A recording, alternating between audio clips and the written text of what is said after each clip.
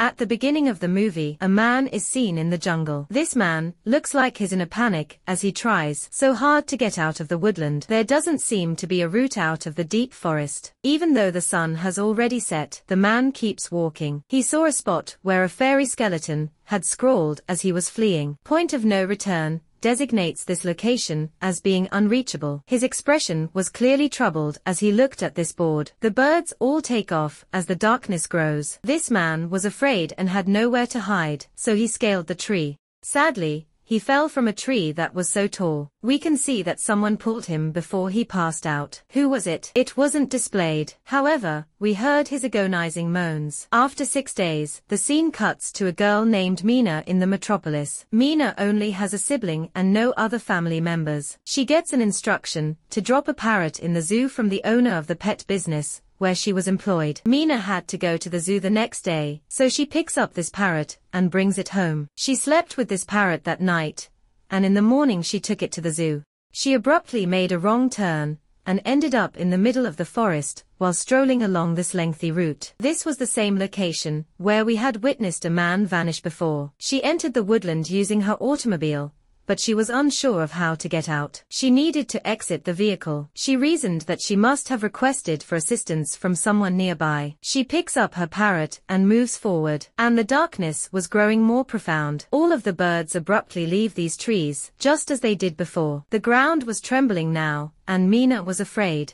She sensed that there was someone close by. An elderly woman was evading her. Mina ran to keep up with her. Despite her pleas for assistance, the woman did not stop and continued to flee. Mina ceased following her there when she grew weary of doing so. She halted, and the old woman shouted to her, saying, "Run quickly and come to us if you want to live." After hearing this, Mina went back to the elderly woman, who took her hand and led her to a residence. She locked this house as soon as she got home. This was not a house, rather, it was an odd chamber with a massive mirror. This elderly woman was accompanied by 2 other people. "What is this place?" Mina asked them fearfully. They tell her to stand in front of the mirror since someone is visiting them, but they don't reply. "Who is coming to see?" wonders Mina. "Watchers are coming to see us," responds the elderly woman Madeline. Abruptly, odd sounds began to be heard in this area. The elderly woman said, "The onlookers are pleased you have arrived." Mina was taken aback by the applause she was receiving. The viewers that Madeline mentioned aren't depicted in the film either. Mina and nobody else saw them either. Nevertheless, the night goes by, and in the morning they leave this location. These watchers, according to Madeline, only come out at night. "We are free to walk about the forest during the day." Mina proceeds to leave the woodland because she doesn't want to stay here, but Madeline replies, "There is no way out of this jungle, therefore this is not a wise decision on your part. We need to return to this house before it becomes dark. You will not survive if you are late." With her parrot in hand, Mina continues to walk forward without listening to anyone. She saw the same point of no return sign as she proceeded. Although she was afraid to see them, she continued to move in the direction of the sun, just like the previous boy, but was unable to successfully escape the wilderness. She felt a vibration beneath her feet all of a sudden. She missed her way and fled back to the house when she became terrified. Here, Madeline gives her encouragement, stating that it's not just you who attempted to go but failed. "Like you, we have also lost and are stuck here with no way out." After drawing souls to its side, this woodland exhibits oddities to people. "You should stay with us if you want to survive, since it can also drive you insane. We are all the hunter's prey in this jungle." Madeline takes her to several signboards that have been set in a circle in the forest, marking the point of no return. "They will be at our house in half a day," according to Madeline. "It will be tough to turn back if you proceed, so whenever you see them, pay attention to them." Who made all of this? Mina wonders. She responds, "A professor made it." They return to that house at night. Watchers used to come see them every night, but now Kira, a girl, dances in front of them and declares she enjoys everything. These 4 did not have to stand in front of onlookers every night. They were free to act however they pleased,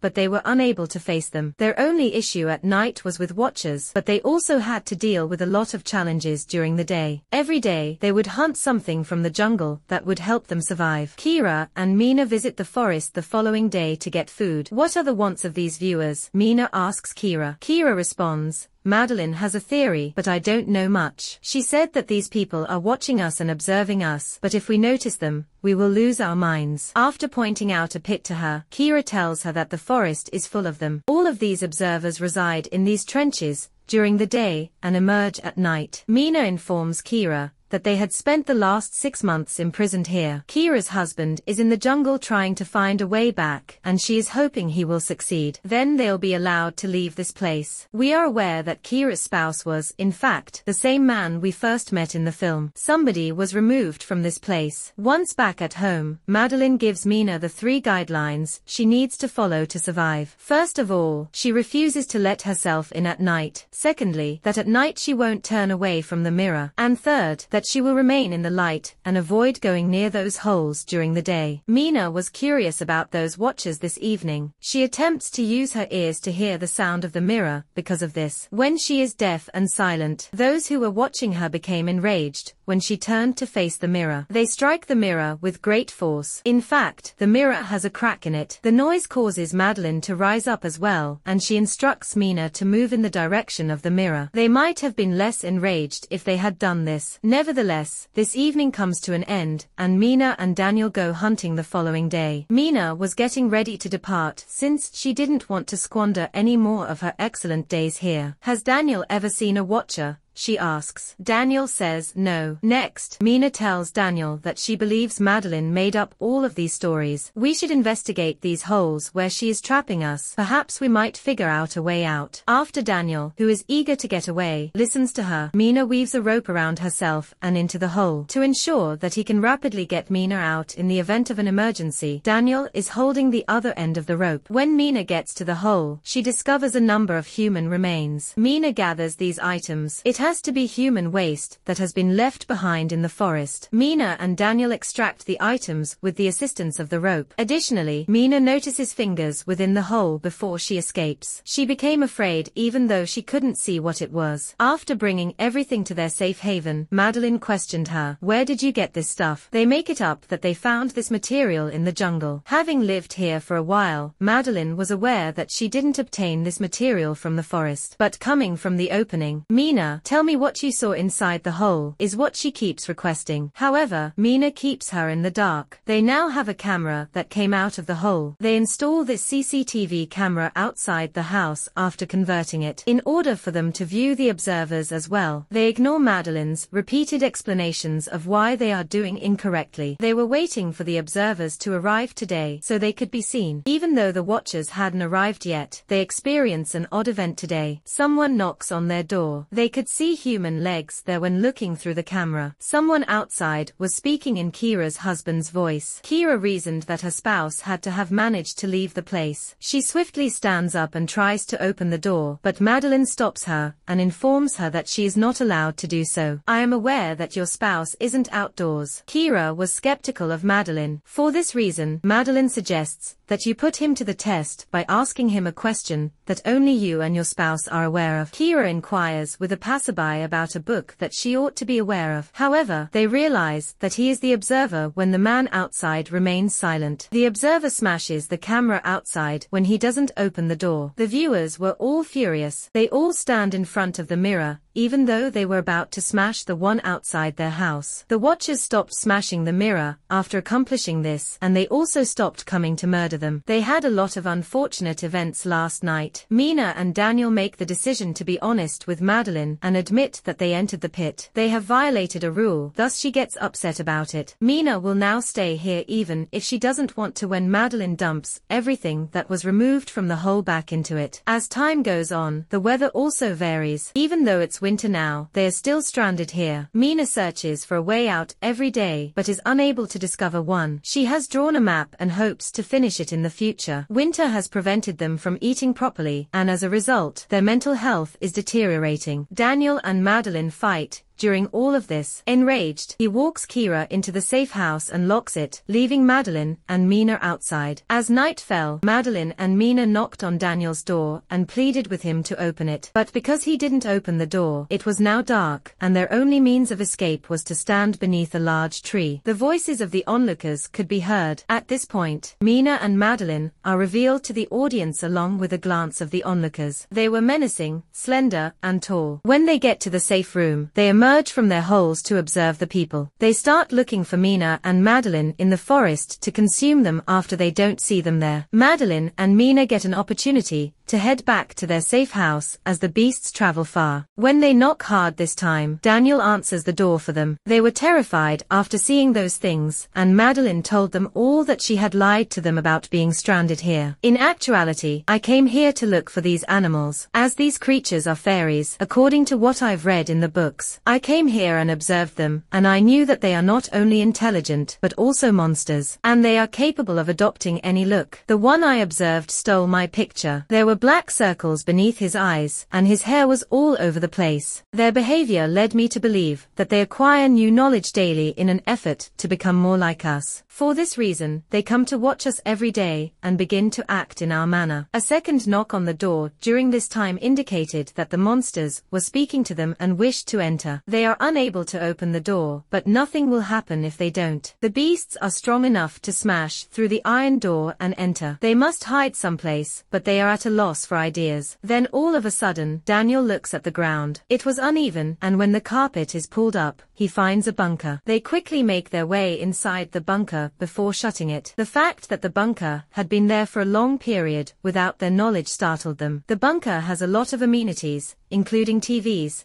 technology, food for thousands of days, and other supplies. Mina switches on the computer because she wants to know who created this location. The machine did not have internet access, but it did have saved data. They discover that Dr. Martin made it when they open it. The professor built this bunker because he was aware of these monsters and wanted to conduct study on them. He invited people into this bunker out of his avarice, subsequently abandoned them in the room on top, hiding from the monsters in this bunker until nightfall when they ate the humans. Dr. Martin claims that such beings weren't monsters, but rather fairies based on his studies, who coexisted with humans, but later tricked them, allowing them to escape while imprisoned in these woodlands. Their long underground existence caused them to lose both their magic and feathers. Additionally, he notes that while conducting his investigation, he came onto a distinct kind of fairy that emerges from the holes even in the presence of light. He brought her here since she was kind and didn't kill Martin. The fairy spent her entire life learning from Martin, but eventually, they start fighting. There are numerous videos on the computer, and Martin has shared a story in each one. All Mina wants to know is what transpired in the end. She then starts the final video, when she observes that the professor was on the verge of suicide and that fairy. However, he gave the individuals who were trapped in the jungle directions before he passed away. The direction that the birds go in the evening, he explains. They can escape this woodland if they flee in that direction. In his message that was recorded, he stated that if someone is able to get out of this wilderness, then proceed to the university and obliterate my study. Certain things are better left unsaid. I came here and made a big mistake. I'm unable to create the world I've imagined. I was unable to keep fairies and humans together. Even so, they had a good night's sleep because they had managed to escape. Upon exiting the bunker, they discover that their safe house has been demolished by the Watchers. They are currently leaving the woodland, and the professor has informed them that the birds will take to the skies at dusk. However, they must depart the forest before dusk falls in order for Mina to release her pet parrot. As they begin their journey toward the parrot, they come across a grave. Madeline remarks, there was a time when they lived with humans after witnessing this cemetery. However, the humans tricked them and abandoned them in these trees. The fairies are now unable to flee this forest since they have lost their power and feathers. Walking, they come to a brook, which they can now use to escape, and nightfall had arrived. Now that the Watchers had emerged from their holes, Daniel meets his companion John while they are sitting in Martin's boat prior to their departure. Daniel advises advances to assist him after he was hurt, but the other individuals remain seated in the bout. They discover that the person Daniel asked for assistance from wasn't a human, but rather a fairy dressed in human clothes before Daniel returns, who have now adopted Daniel's disguise in front of them. Daniel is dead, with a mark on his forehead from the fairy, and there is nothing they can do for him. After discovering that fairies are unable to cross this stream, they eventually arrive to the city. The scene cuts to reveal that Mina has arrived to Martin's university to erase his data, as he had previously stated. Prior to erasing his study data, she learns something new. Thousands of years ago, humans and fairies coexisted. They even tie the knot and have hybrid children. She also learns that the Madeline she met there was the wife of the professor. She starts to wonder why Madeline failed to inform her of this. She visits Kira to discuss the matter. She informs her that Madeline, the person we encountered in the forest, was in fact Professor Martin's spouse. But since she was a fairy, with the ability to assume other identities and wasn't human, she didn't inform us. Kira is taken aback by this news. Actually, Madeline, the professor's wife, passed away from lung cancer a long time ago. The professor found those fairies because he wanted to live with her once more, because he loved her so much. He showed her a picture of his wife and made that fairy look like Madeline. While narrating everything, Mina becomes aware that she is speaking to Madeline rather than Kira. When the actual Kira comes, the person who assumed the identity of Kira renders her comatose. She then attacks Mina in order to keep her secret a secret after that. She claims, "I was different in the forest, and all the fairies made fun of me just before killing Mina. They toss me out in their rage since I can leave in the daylight as well." According to Mina, you weren't just different, you were special. You're a hybrid, meaning you're half human and half fairy. You can coexist with humans and fairies because of this, and as a result, you managed to get out of that woodland. Madeline receives her power and feathers back after Mina revealed the truth to her. She then takes off, dropping Mina off there. The narrative picks up a few weeks later. After the forest event, Mina went to see her sister because she was afraid. She wishes to move in with her sister now. "I believe that fairy is still pursuing me," she confides in her sister. According to Mina's sister, "Don't worry, nothing bad will happen." A girl is seen outside Mina's house in the story's final scene. She is none other than the fairy Madeline, who inhabits their world as a girl. This scene marks the end of the story.